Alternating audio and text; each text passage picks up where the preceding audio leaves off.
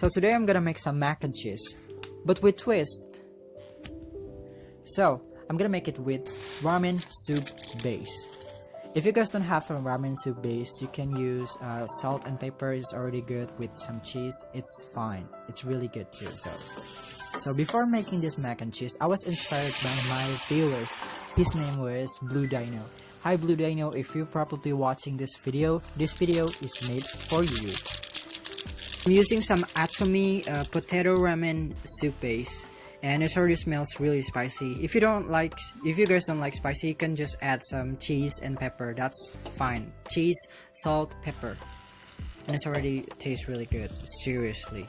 And in Indonesia, we didn't use microwave or oven so much. That's why we oftenly use stove. So anything that we cook, we just fry it, we just boiled it like this.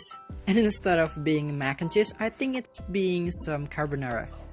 So I can call it carbonara macaroni and cheese. What do you guys think about it?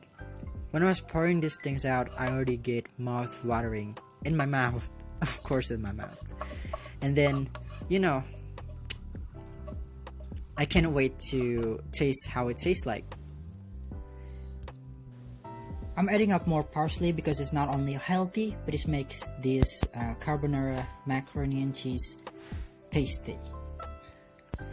I really can't wait to taste this thing. And do you guys want to try this thing too?